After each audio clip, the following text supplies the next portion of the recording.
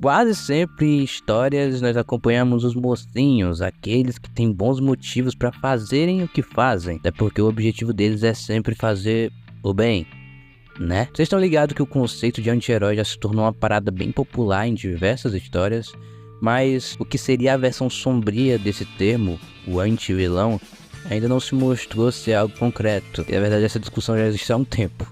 Mas há quem diga que esse conceito é falso e não existe, até porque tecnicamente ele não existe mesmo. Mas pra gente entender o que é um anti-vilão, a gente primeiro precisa entender o que é um vilão e um anti-herói. E a gente vai ver isso tudo aqui no seu canal favorito do YouTube, o Porra Game. Esse nome nunca perde a graça. Eu sei, é um assunto meio aleatório, mas achei interessante. É isso aí, vamos pro vídeo. Vilão. Geralmente é uma pessoa que faz o mal, uma pessoa ruim. Primeiro, entendam que vilão não é o mesmo que antagonista. O vilão clássico, aquele vilão tradicional, na verdade quase sempre é uma representação do próprio mal. É aquele famoso... ele é mal porque sim. Ele sente prazer em ser mal e nas atitudes ruins. Claro que muitas vezes só isso não serve de motivação para um bom vilão.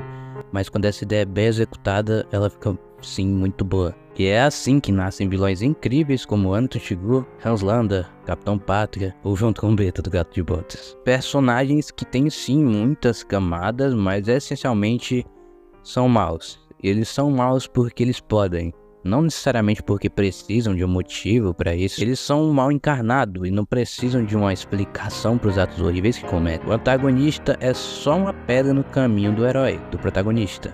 Aquele que vai contra ele, podendo sim ser mal, mas também não, podendo ser um reflexo do que seria o protagonista caso fosse por outro caminho, ou sendo só um palhaço querendo achar One Piece assim como o Luffy, ou um Equidna que tem uma simples função de proteger uma preda. Enfim, vocês entenderam, é meio confuso, mas é compreensível.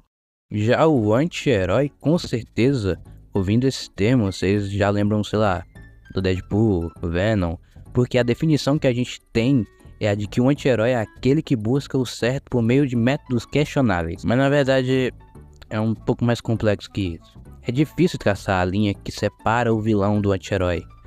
Então, o que é um anti-herói? Para resumir, o anti-herói é basicamente um herói imperfeito. Ele é gente como a gente. Já que o padrão herói se mostra algo realmente difícil de se alcançar. Um herói tem diversas virtudes. E é quase perfeito, se não perfeito. Então, sim, dá pra encaixar o Homem-Aranha como um anti-herói, pois o seu lado heróico é extraído não porque ele quer, e sim porque ele precisa. Ou um melhor exemplo seria o Geek-Ass. Ele é só um moleque cheio de problemas, certo que ele se torna um herói de propósito, não só com o objetivo de ajudar, mas porque ele também não tinha mais porra nenhuma pra fazer na vida. Mas ainda assim, ele acaba ajudando as pessoas e aprende as consequências dessa sua atitude, mesmo sendo um efeito negativo, pois por o herói ser um ideal inalcançável, o anti-herói vem e mostra que qualquer um pode fazer alguma coisa que presta e que pode mudar o mundo, e não a definição rasa de que é só alguém que faz as coisas boas através de métodos radicais. Mas no caso do Dave, às vezes ele se desvia disso e a gente fica sem saber o que ele é exatamente. Mas na minha opinião, ele é sim um anti-herói. Com isso tudo, o que é um anti-vilão? Esse conceito veio à tona através de um vídeo de um mano lá da gringa, e segundo ele, o anti-vilão é basicamente o oposto do conceito raso de anti-herói. Enquanto o anti-herói seria alguém que tem um objetivo bom, mas para chegar nele precisa fazer coisas ruins, o anti-vilão é alguém que tem um objetivo ruim, mas para chegar nele ele faz coisas tanto boas como ruins, tendo uma justificativa que pode se considerar plausível. É por um bem maior, mas é uma razão egoísta. Então, geralmente isso acaba entrando em uma discussão moral e a gente não quer entrar nisso.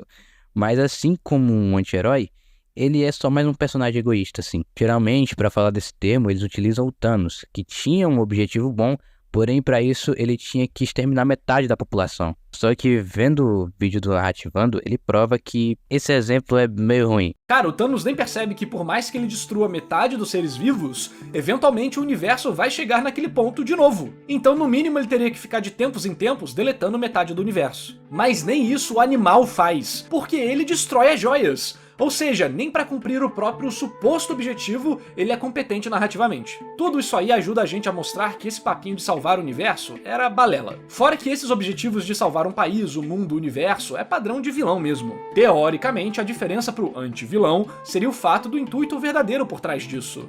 E eu poderia continuar indo mais a fundo pra mostrar que não é bem assim, mas isso aqui tá ficando grande demais. Nesse vídeo ele basicamente prova que esse termo não existe e que deixa as coisas bem mais bagunçadas, mas que sim, a gente pode usar, mas não como uma técnica narrativa, sabe? Falando, isso aqui é uma técnica narrativa, o anti-vilão, porque isso não existe. Esse termo tá mais para uma figura de linguagem. E o que se encaixa melhor é o vilão humanizado. O anti-herói é tipo uma lontra. Olha essa lontra, é uma coisa mais fofa do mundo. Mas na primeira oportunidade de sobreviver, essa porrinha deixa o filhote dela pra um predador. Nesse negócio todo, eu andei pensando e peguei alguns personagens que se encaixam nisso.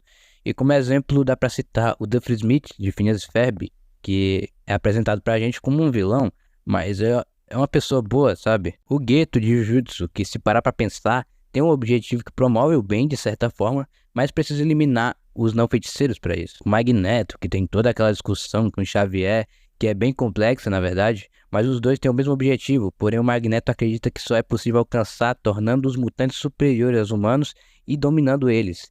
E isso também tem a influência do seu passado conturbado, que se você olha, você pensa, pô, esse cara sofreu muito por causa dessas pessoas, então eu acho justo. O Billy Butcher em The Boys, quanto da série quanto dos quadrinhos, que é um mocinho, mas geralmente é extremamente egoísta, mata inocentes assim como mata uma galerinha arrombada, faz muita coisa errada, mas se você olha pro passado do cara, você até entende, mas mesmo assim, aprovar o que ele faz muitas vezes é bem errado, parece bem errado, você vê que ele tá indo longe demais. E o Bruto da HQ acaba se encaixando bem mais nisso, porque ele é bem mais arrombado, tanto que ele se torna o vilão no final da obra. Eu pretendo falar de The Boys futuramente, tô acompanhando aí a série, eu tô achando muito foda. E eu tenho algumas coisinhas pra falar, só tenho que organizar as ideias e tal. Então não podia deixar de citar esse personagem aqui também, porque que personagem incrível, velho. Mas enfim, no mais é isso. Eu espero que vocês tenham entendido. Na minha opinião, todo personagem bem escrito vai ter diversos elementos narrativos que vão fazer dele quem ele é. Então é uma coisa bem mais complexa, tá ligado? Do que só dizer que alguém é bom ou mal, ou um pouco dos dois. Então, é por isso que eu gosto muito do conceito do vilão, que é vilão por ser vilão, porque ele quer. Não precisa de explicação e quando é bem feito, sempre fica um personagem muito foda, tá ligado? Então, esse foi o vídeo. Eu espero que vocês tenham gostado. Até a próxima e foi.